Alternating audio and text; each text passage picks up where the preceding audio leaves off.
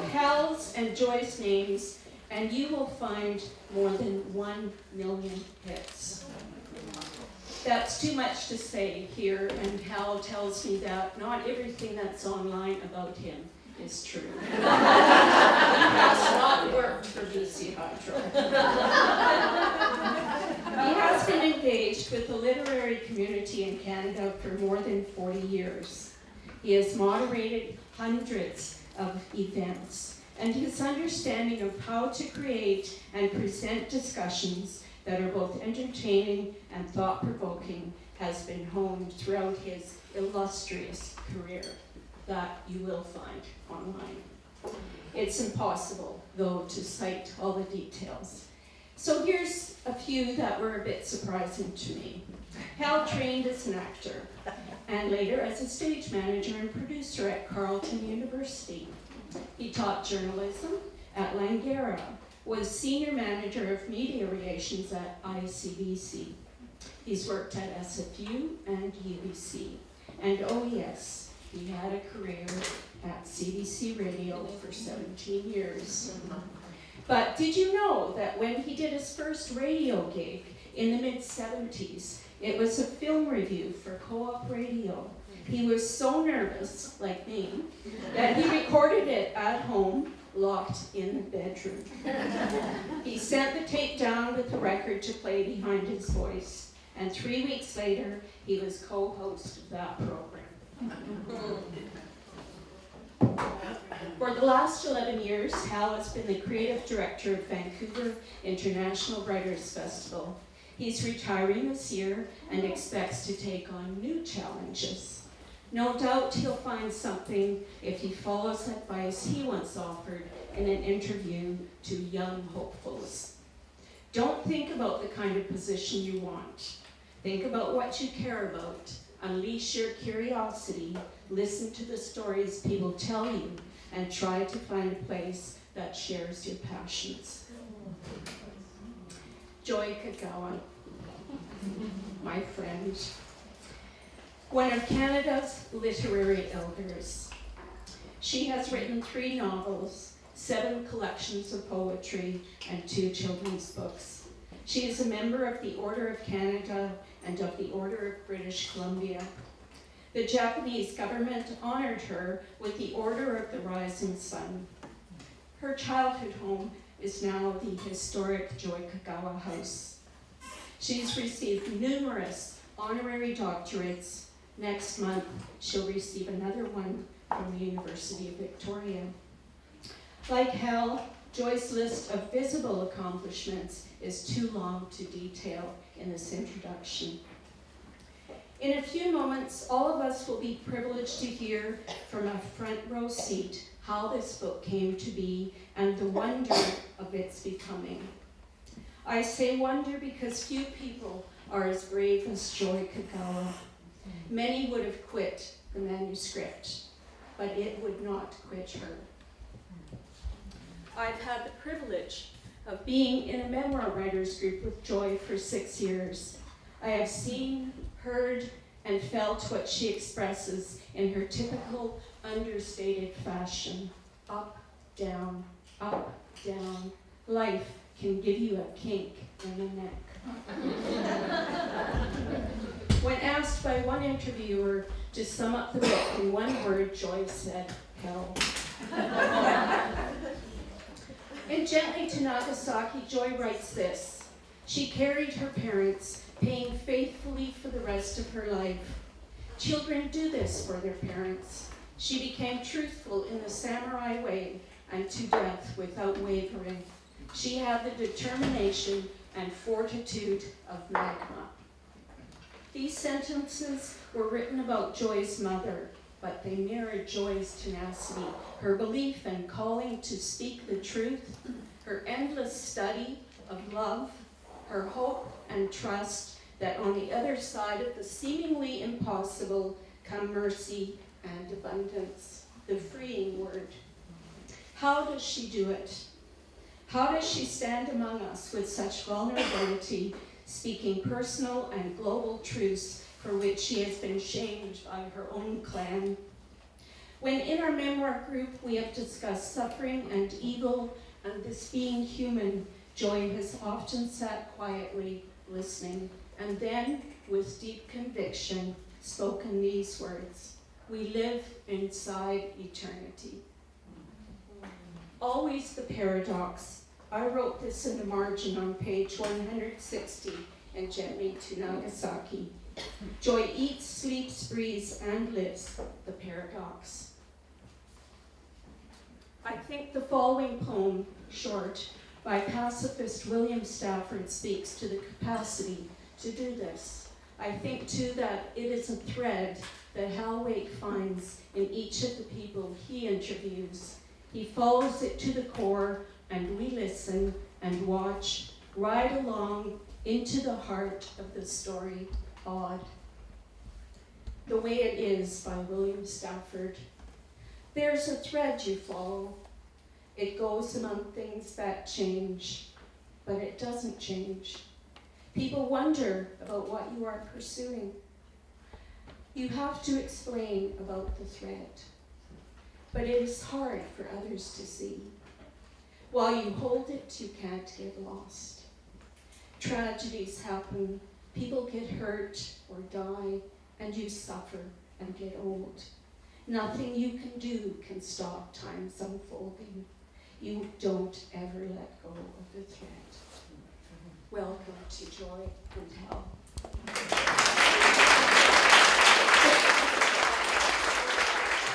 Few Canadian writers have been read by more people than Joy Kogawa. Her novel, Obasan, has been on school curricula across the country for decades. For many Canadians, our understanding of the internment of Japanese Canadians during the Second World War and the pain and disruption it caused has been informed and shaped by the words of Joy Kogawa. Throughout her life, however, she's had her own dark secret, a constant companion casting its shadow across every aspect of her life. In a memoir entitled Gently to Nagasaki, published late last year, Joy confronted the complicated mixture of emotions and thoughts that swirl around the unavoidable truth of an act she did not commit, but was always judged by and held accountable for. It is a book that embodies courage, honesty, grace, humility, and above all, forgiveness. Throughout the unflinching examination of her own life, Joy Kogawa has changed and bettered the lives of every single person who has read this book. Please welcome Joy Kogawa.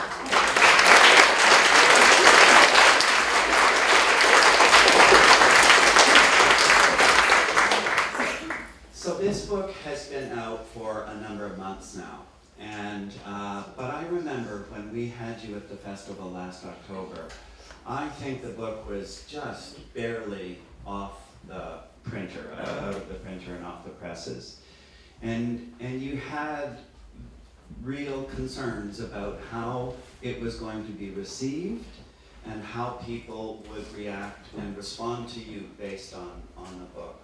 So now that we've had a number of months, what has the reaction been to you, to the book? You have a mic. I don't know. You know, can you hear me? Yeah. I've had some emails from people, and there aren't a lot of reviews, but there are some. So what does it mean? I mean, But you know, because of your father and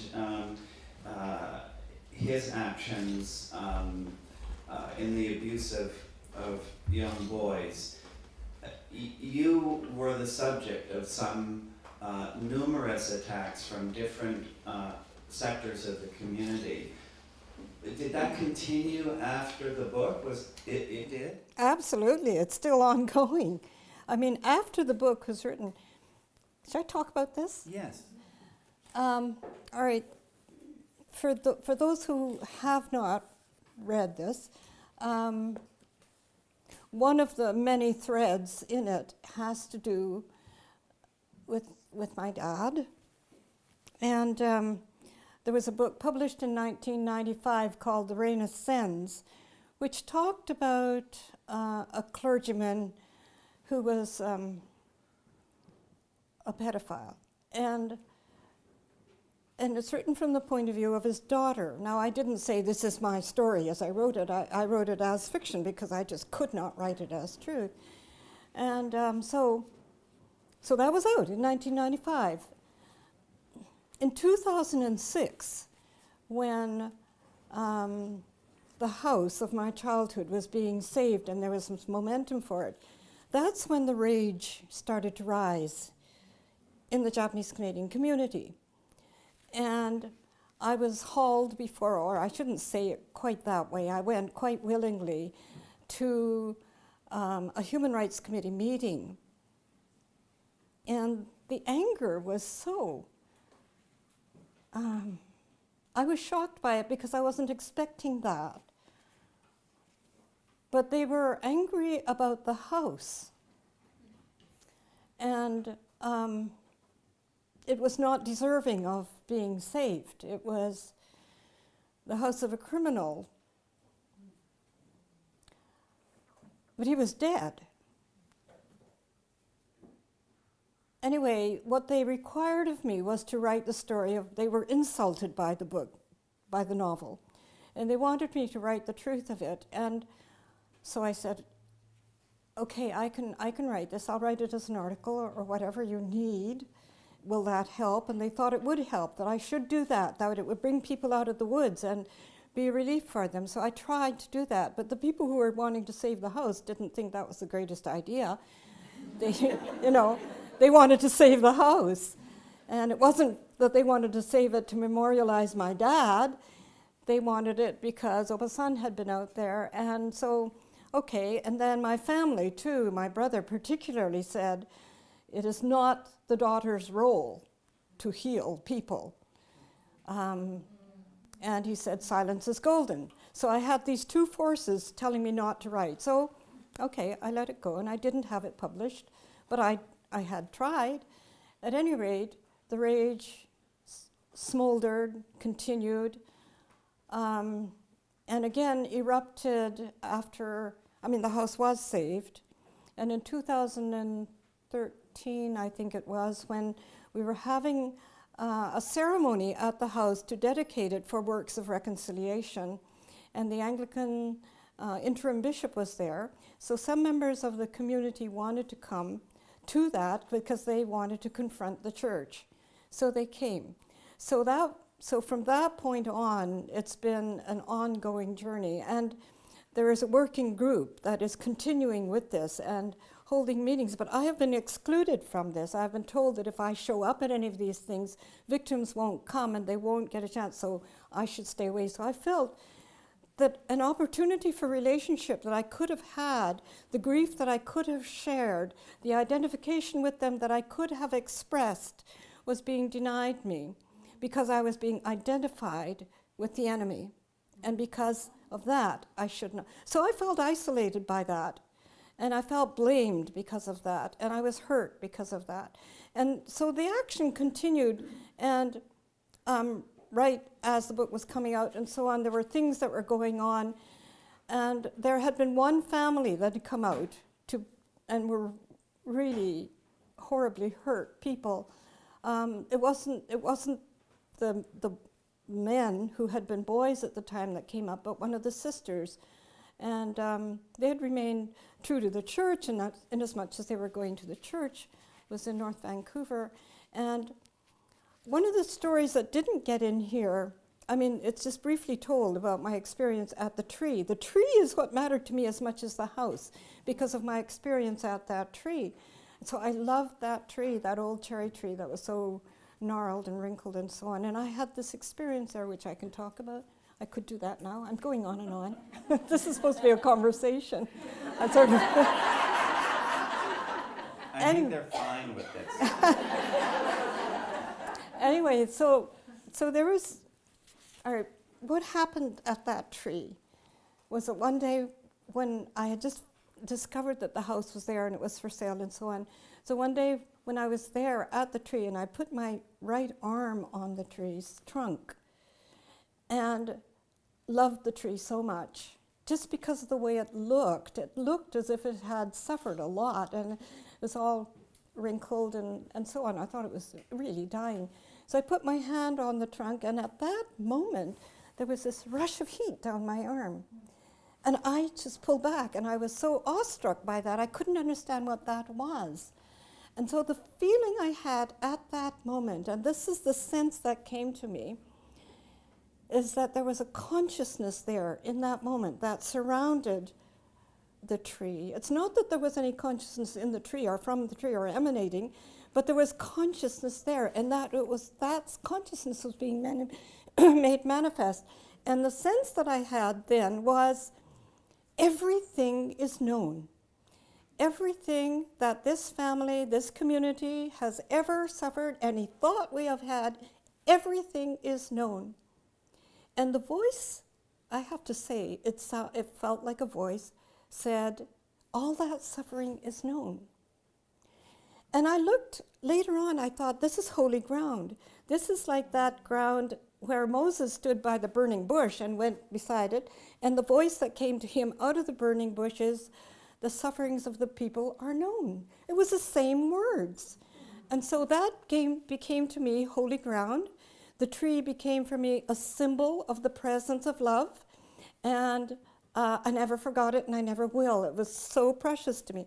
So then I thought, maybe we should make cuttings from this tree, and this will spread the presence, this will spread the love, and we'll do that. So this is what was done. There were these trees planted around here and there, and at a church in North Vancouver, a woman bought one of those and had it planted there as a tree of reconciliation.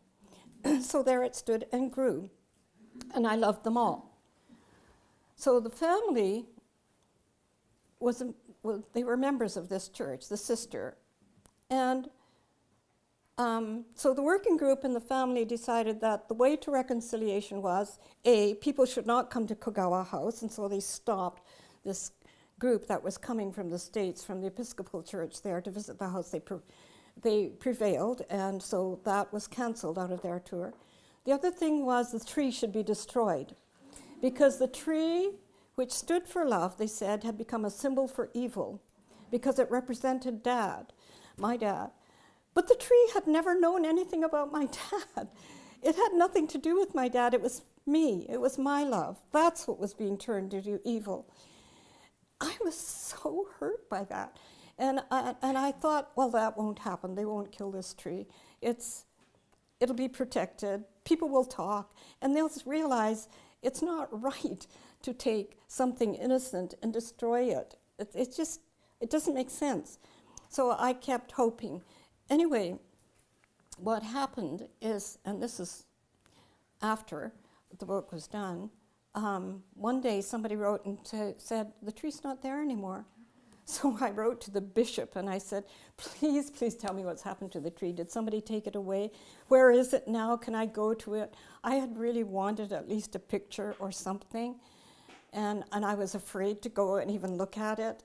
But then the bishop told me it had been destroyed. And so this is what happened to me. I wept. Now here, this is anyway, I think I talked about this I can say it again. Yeah. So the day that the bishop phoned me and told me this, it was the day before I was going to have a colonoscopy.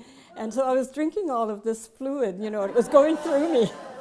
And if anybody's gone through that, it's so awful. Anyway, so I was sitting there and I was thinking about the tree. And in the corner, right outside the bathroom door, because the door's open, I live alone, there I have this big wooden rooster. And there's a rooster. The rooster is important. They are the first creatures in the morning. Their feet are rooted in the night, but they call out to the morning. And what I hear them say is, forgive.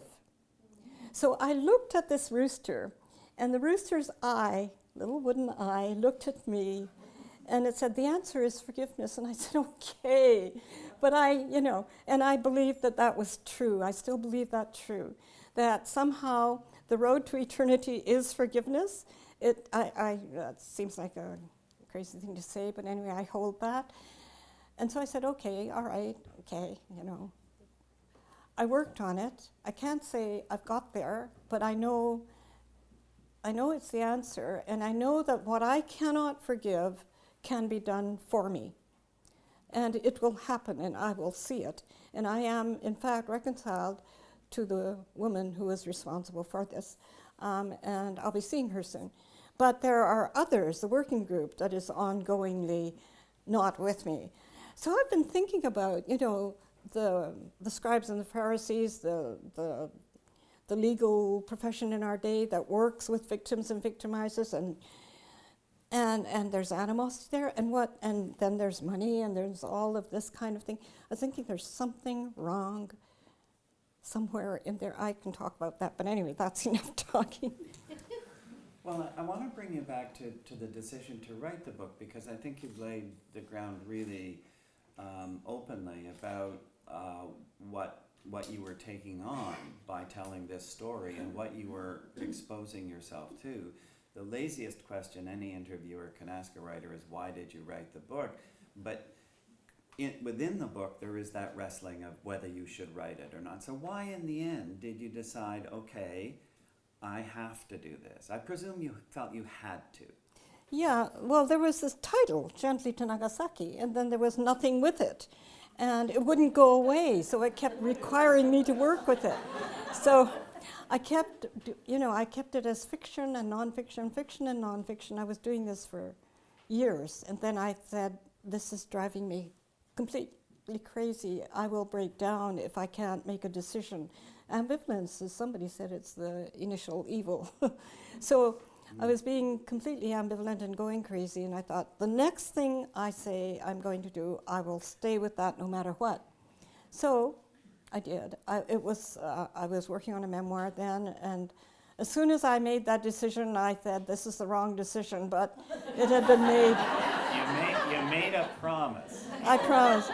So I kept it, and even if the book got rejected, even if it was too much stuff in it, even if it was disorganized, even if it was unreadable, and I lost faith in it completely, and I thought, well, it's more important for me to realize the insights than to write them. So I was content, more or less, a little bit with that. And I didn't think it was going to be published, but it is. And here it is. And it astonishes me that it's not been panned, if anything. It doesn't astonish me at all. It's a very powerful book. This is a conference of nonfiction writers, and so probably everybody in this room has had to struggle with and think about and work on the challenges of structure. Stories can be told in so many different ways, and in fact, through the course of the life of a book, the story probably has been told a lot of different ways. You have 5 sections in this book, and 4 of which I would say deal with your personal history and story and philosophy and those kinds of things. But the first chapter or section is focused on Nagasaki, and it's very much historical and factual and well-researched. I learned amazing things that I should have known but didn't know about the bombing of Nagasaki. Why did you start the book that way? Well, I don't think I did initially. And I don't know how. You see, I'm not that conscious a writer, so I don't structure anything. And it was, which is why I think it was rejected so much. And it just happened to start off with that story because of the essential message from me in the Nagasaki event is that if you don't know what happened, that the bomb fell pinpoint, really, very pinpoint on special people. And they had been in Japan, of course, for centuries, but the Japanese government had tried to wipe them out. And after a long time, they had failed. They tortured them and martyred them and killed them and rooted them out and had all kinds of ways of trying. If you've seen the movie Silence, you know what that's about. But they were the Christians of Japan who were hidden. They were the hidden Christians. And they had just come back to their valley near Nagasaki where they had lived. And they had built their temple, which, I mean, not their temple, their church, which had 2 orders of nuns, an orphanage, and 5,000 people could worship there.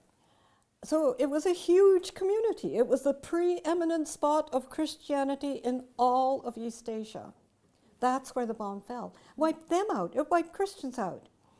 And so that was such a strange thing to happen, that this bomb from the Christian West, seeking the enemy, chose the best friend.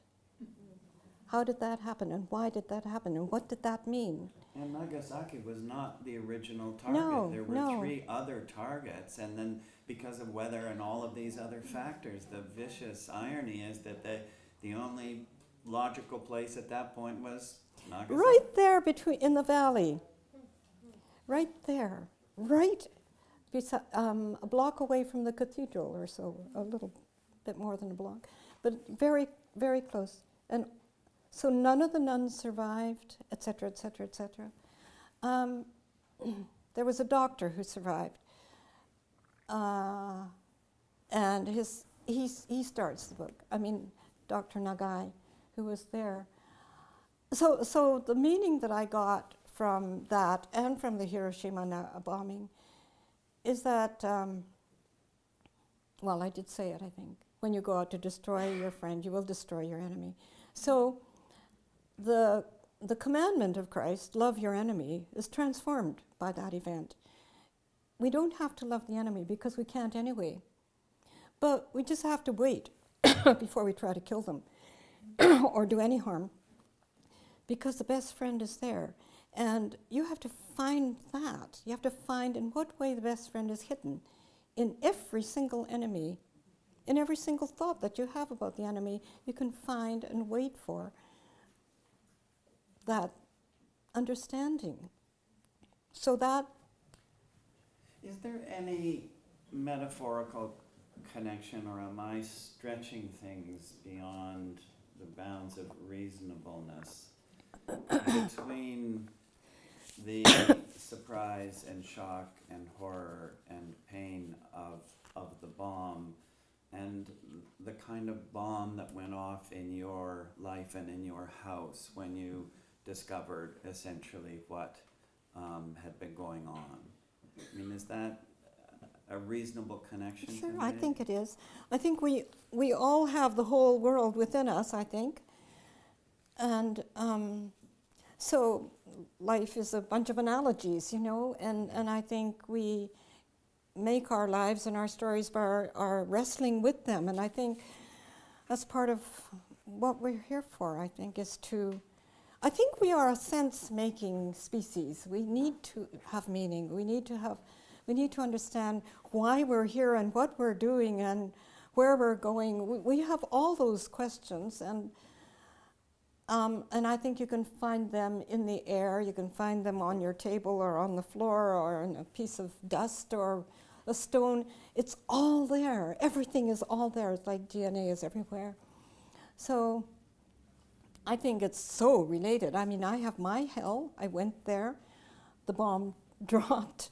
And so, you know, what survives that kind of destruction? I think the answer is not ongoing hatred, animosity, and so on. I think the Abraham story has been really misunderstood. And I really think that the long arc, we can have such confidence in that. I think it bends, because sometimes it seems to bend longer, but I think we can have confidence in that. We can hold that. it bends towards the good. One of the characters in that chapter is a Reverend or Father George Zabelka, who actually, I think, blessed both bombs that were dropped, and at the time felt that it was justified, that he was on the side of right, we were on the side of right, this had to be done. And on the 40th anniversary of the bombing, he wrote in an address, all I can say is, I was wrong. But if this is all I can say, this I must do, feeble as it is. For to do otherwise would be to bypass the first and absolutely essential step in the process of repentance and reconciliation, admission of error, admission of guilt. Christians the world over should be taught that Christ's teaching to love their enemies is not optional. Did that guide you through, in some ways, through this book and through this process? Yeah, it was one of the many things that arrived. Zabelka. There was so much that just kept coming and still does. But the thing that makes me angry, I'm surprised. Well, maybe you have been angry. Oh, yes. Okay, so that's the question I should ask, because you didn't do anything wrong, and you had friends and people within the community who knew that they were hurting you, who knew that by attacking you publicly this would be difficult and painful, and they still did it. And still do. Do you understand why? And how do you handle that anger? Because I'm very angry on your behalf. I'm having a hard time coping. Thank you. You know, having people who love you stand with you is a wonderful thing. And you can look at that, you know, and be filled with that. There is an abundance in the world of love and mercy. You just have to know where to look for it. And when it's not there, I think the job is, of course, to become transparent and to let the light go through. And it does, but sometimes it can go at the back, you know, where you don't face it, but you face the light. And so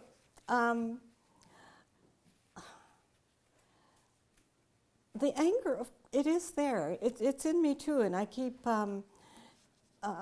saying, okay, you know, where is this forgiveness thing? Why hasn't it happened yet? Why am I on my way there and it's not? I can intend it, I can walk with it, I can see the people, and still wake up with being mad about being blamed. You know, Siepenhaft, you know, where the Nazis used to blame one, if it was a person that had committed a crime. It wasn't just a family, you would just destroy the whole village.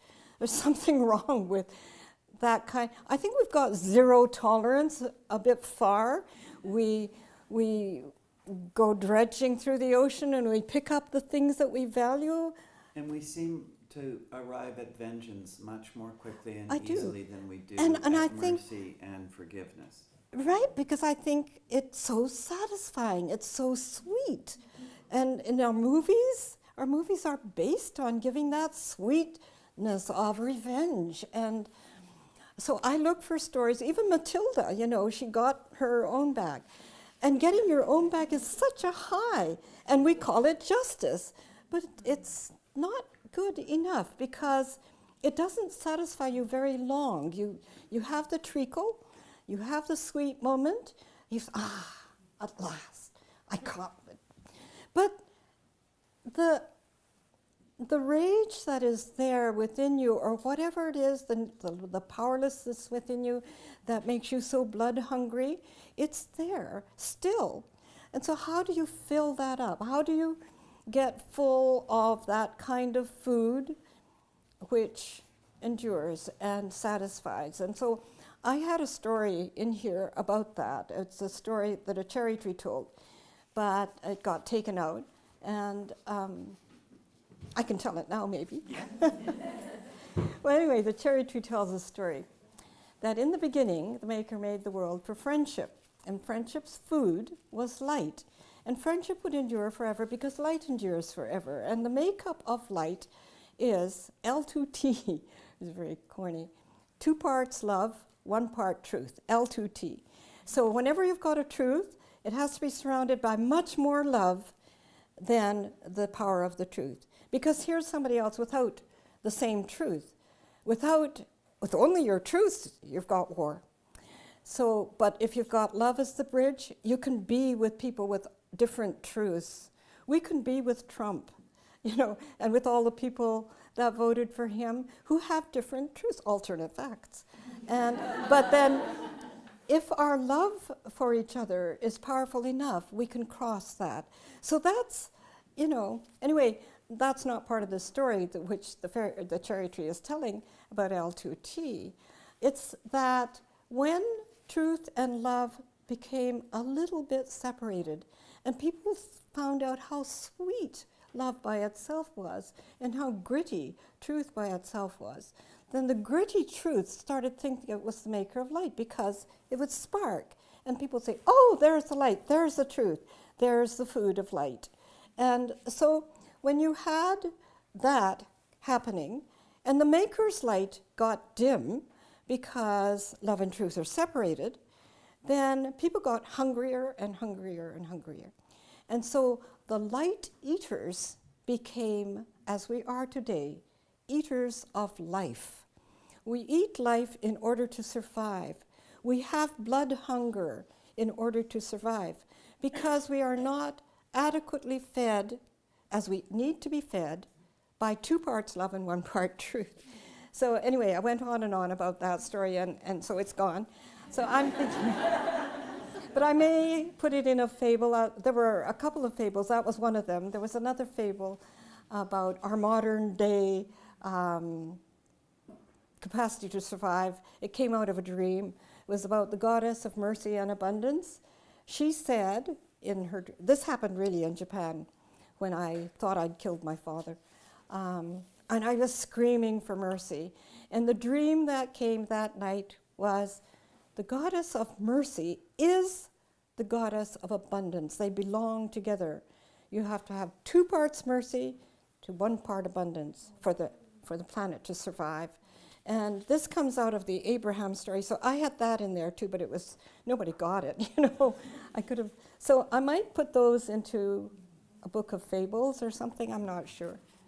I think that there's probably, I know there are lots of questions that people will want to ask, so I'm going to try to stick to just three questions from me and then turn it over to them.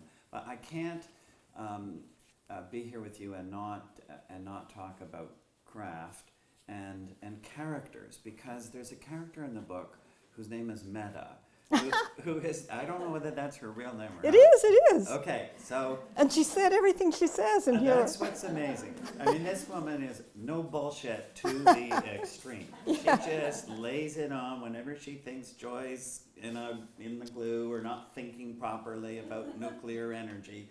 She just tells you that. Yeah. So did you wrestle at all with how to characterize that? Did you consult her? Because if I were her, I'd kind of look at it and think, I don't come off so well. She doesn't care. She stands by every word she says. And I had a lot more words she says that are in here that the editor took out. I mean, she told me I'm sick in the head. And she said, I'm obsessed with this thing, and, I don't get it, and so on and so on. I mean, we were going at it tooth and nail on this. We have a lot of love for each other. And but she said at one point, I'm not going to talk with you about that ever again. So we've never talked about it ever again, but we talk about other things. She hasn't read this, but I've showed her every chapter with her words undiluted in there. And she's quite proud of that. And she's the most amazing woman I know. She's late 80s. She's the president of something called Science for Peace, which drives me nuts because there are hardly any scientists in there. Anyway, I call her a lot. She calls me. We do things together. We talk together. We talk about all kinds of things. And she has so much energy, you know. She's like enormous. I don't know how much she weighs to be, like, he's so huge. And I keep thinking, she's so old too. And I think she's going to blow over and die any moment because she's so, you know, looks unhealthy. But she goes on, and she had an insight about love, which she's unable to really express, and she's working on it now. She's written quite a few books. And she's a sociologist and professor emeritus at U of T. And what was I going to say about her? She is amazing. We're great friends. If she had asked you to change something?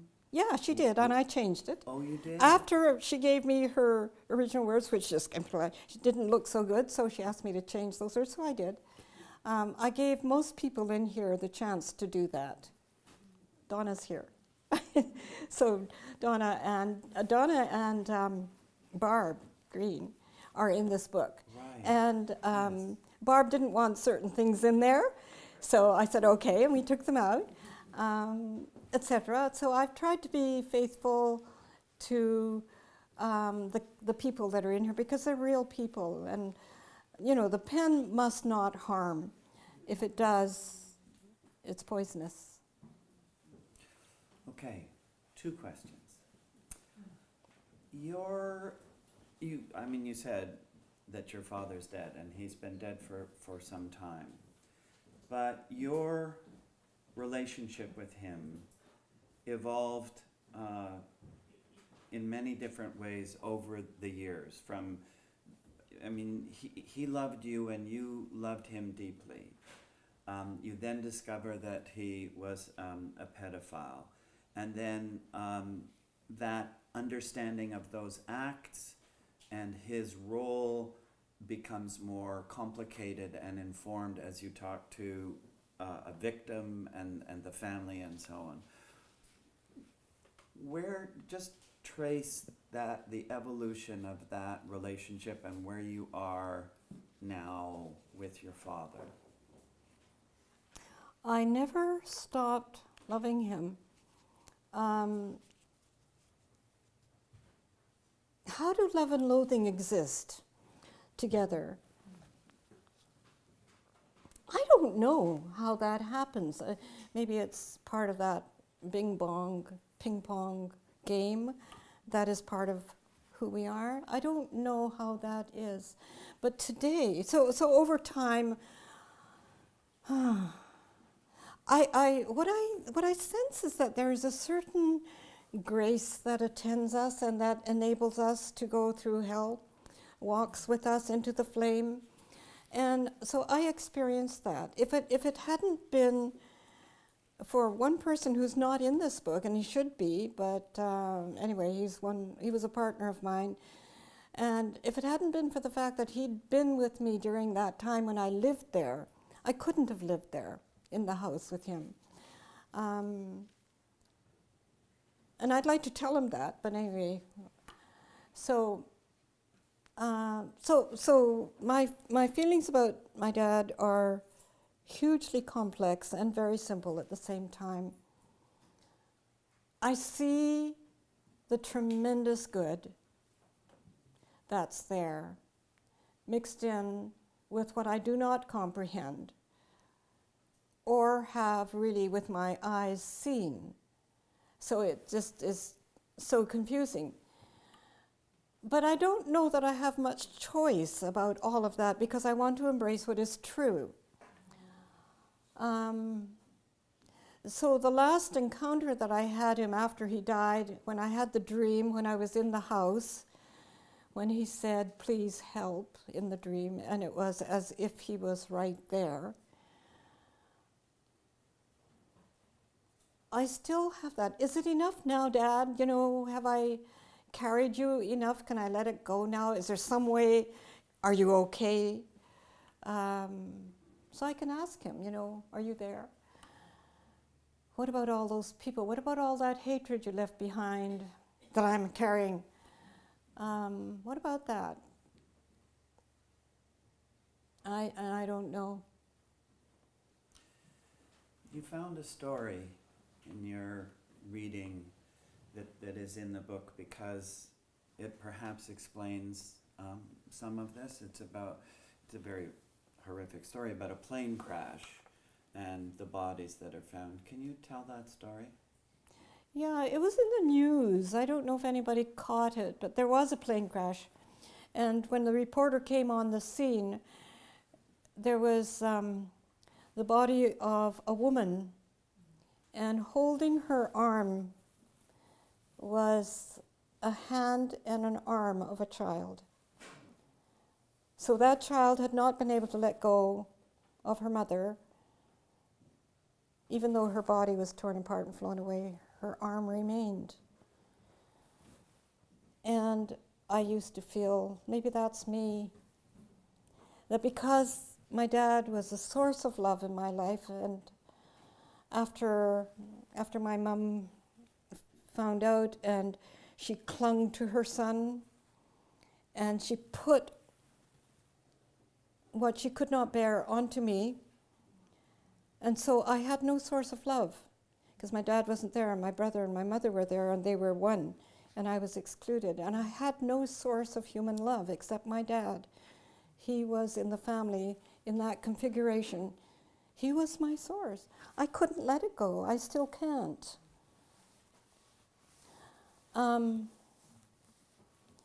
So then I was thinking about cherries too, how they cling. And sometimes you see them, even in the cans, they're still clinging. And there was that leaf in the tree outside my apartment in the West End. There was one leaf that was left that clung. And it was only with this telescopic lens later in the picture of it that I could see why it clung. It's because it was part of the twig. At the end of the twig, the leaf was there, so it couldn't fall off. So there's something about that in the human condition. And I think, in a way, we are all that leaf, connected to all that is there, that is good and that is evil at the same time. And we're stuck with that truth, and we can't cut ourselves off from what is evil and hope. We can't put Hitler on Mars, even if we want to. He is human. We have to accept that. And in the end, I think it's in all of us to be that mix. Last question. As complicated and as challenging as it has been for you to think through all of those aspects of your relationship with your father, you've had a relationship with spirituality, and which was really a more formal religion when you were younger, was part of the formalized church and so on. How has that changed over time? How has your bedrock faith manifested itself or revealed itself? Mm-hmm. Well, I think one of the best things for me is that, for me, I could see the difference between the baby and the bathwater. I threw out an awful lot of bathwater. But I kept the baby all along, I think. And so I feel very lucky that I still have this tremendous confidence in something that's essential. So I have two Tibetan Buddhist friends in Toronto, and I see them every week. And their spirituality is really interesting to me. I mean, I never grew up with any of that, but they have access to their deities, and they have communion with their deities. And I sit there and participate in that, and I receive so much from that, from the sense of more than this that we have in our daily lives, from the mundane, from the things that make us have to do the things we have to do in order to keep alive, and all of that. There's more than this. And I get that with my Tibetan friends, Tibetan Buddhist friends. They're not Tibetans, they're Buddhist friends. And I get that from fundamentalism, from those who don't call themselves Christians, from atheists. I get it all over the place, and that's the baby to me, whatever it is that I get. That is, it doesn't, I mean, anyway, I'll go on. So. Now, it's time for you to ask questions. Great big, thank you. I can't leave behind the image of you putting your hand on the tree. And it's been staying with me all through everything you've taken us through. So I want to ask about the connection between your hand on the tree and the child's hand on the mother's arm and the cherry. Because my first thought around your hand on the tree was, would the heat be there if your hand hadn't touched the tree? It's about relationship or something. And I don't know if there's anything that makes any sense in that as a question. I didn't just get a little bit of the last part. What the hand on the tree, would the heat happen if you hadn't put your hand on the tree? I think we'll have to ask the presents. That's a complete mystery to me, how or what that was. I still don't know, except that it was attended by such conviction and a sense of awe, a sense of triumph, a sense of joy. It was, and a kind of odd certainty that surrounded that whole event. And I don't know how one explains any of that away. When Pascal talked about that, he had that moment of great certainty and clarity. And before I'd ever experienced anything like that, and I read mystics and they had experienced these things, I couldn't make sense out of it because I had never experienced that. So that's why I would say that the ending of my life is so much better than anything else because I've had that kind of experience. And I know it to be true, and I recognize it now if I hear about mystics who have also felt those things. But so the possibility of it has always been present. I never experienced that before.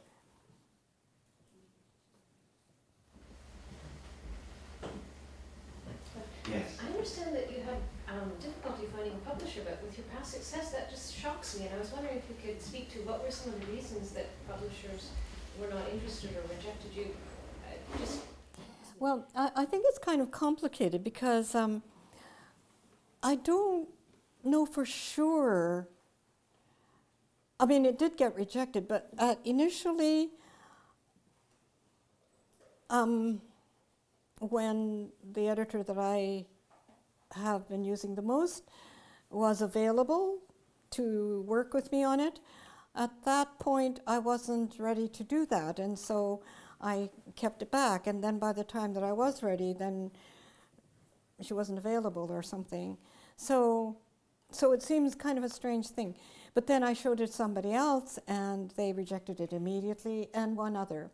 And that last one, the third one, didn't outright reject it, nor did they accept it. They just found it too difficult or something. So when Kate Braid, who was in our memoir group, talked about Caitlin, and she loved Caitlin, and I thought, why not? So it went there, and it went one other place too, but Vicki wanted it right away, and I was happy enough to have that happen. And Barbara Pulling, who's the editor, is a superb editor. So I had it in essentially this form, but she took out a lot of stuff that needed to be taken out, and she gave it a tone. I mean, it was very whiny, and and you know, very sort of self-pitying and all of this kind of embarrassing stuff, which she was able to, you know, remove from there and gave it some dignity, you know, so I'm very, very grateful to Barbara for having done that. And at that point when she took it on, I was so fed up with it not being accepted that I closed my eyes and said, anything, whatever you want. So I didn't fight for it. I let it be hers, and I said, this is yours. But there it is. Yes, over here. Hi, so I'm originally from the United States. I'm going to have to come over there. It's a little bit higher voice. Okay. I've been living here in Canada for 10 years, and I've been teaching creative nonfiction. I still can't hear. Okay, Could you come sorry. up? Want me to come over? See how deaf I am? Okay. With even my hearing aids That's on. okay, I have a hard time projecting my voice. Okay, so I'm originally from the States. I've been living here in Canada for 10 years and teaching creative nonfiction here at UBC for most of that time. And one of the things I've been thinking about a lot is Canada's relationship to memoir. And my sense is, and if anybody wants to talk about this later, come talk to me, because I'm very curious about it. But that that Canada has been slower to embrace the genre than the US has. And as someone who has written a personal story as a novel, and as someone who's now writing memoir, I just was wondering what you thought about that, or if you had any reflections or observations. I think Kate should talk about that. No, we've got this great, wonderful writing group. And so I don't know what I think about that. I know that what I'm told is that this book is not going to be, is very widely read, but and that's okay by me. I really just wanted it to go to Japan. It's where I really wanted to go, and I don't know if it will. So what do I think about those? Well, memoir has been so hard. It's just so hard. The writing fiction has been easy in comparison, and not that writing is easy, but in comparison, trying to tell the truth and trying to not hurt anybody but you have to be truthful. How do you do that? I don't know how whether I've succeeded or not. There's a Carl in the book, and at one point, Carl said, that's not his real name, I own this story. So then, but I didn't write his story because I don't know it, but I wrote about my encounter with him. And I haven't dared to tell him, So it's hard because you have to be careful not to hurt people. And in fiction, you don't care. People are hurt all the time.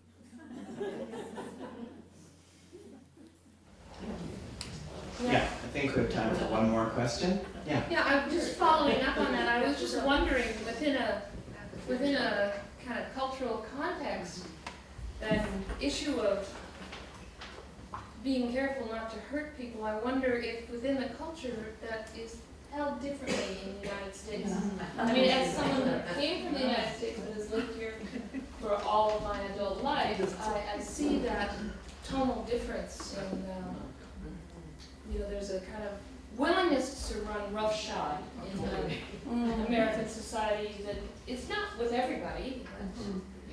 But I've been wondering if maybe there's something about memoir that's like often impolite, that it is uncomfortable. Yeah, there is a difference in character, isn't there, within this culture and that one? Quite different. Yeah, I was going to comment on that. I've noticed this a lot in the writers I've worked with in memoir. We've talked about this a lot. And I remember going to a women's music festival when I was living in Toronto. This is like 30 years ago or something, a long time ago. And I went down with some Canadian Toronto friends, women friends. And the first night, they were saying, "Oh, the Americans are so friendly," all this stuff. Really enjoying talking to them and everything. I said, "They are, but just see if they ever ask you a question about yourself." See if they ever ask you a question about yourself, and they said, "Oh, for sure, I'm sure." And next night, we all got together around the campfire, and they all said, "Not one question." So Canadians are really good at asking questions. Americans are really good at giving answers. And so it is a cultural thing. And it's, we're gaining ground here, but it's going to be different. Well, we've got something to talk about over lunch. Or maybe a few things. Are we on time? Is this the right? Yeah, we're doing really well. If we can have a few more questions because we started late. So if there are any other other questions. questions? Yes. One more? One more here.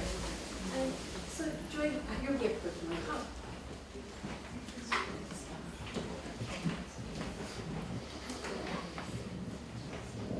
And your comment that the pen can't harm or shouldn't harm, if you're writing memoir, or and it's the idea that, because sometimes some of what gets written in memoir is about not great things that happened, but it's to write it in a way that it's, this is what happened, but not to vilify the person, or not to vilify the person, or not to harm the person who perhaps did something that's harmful.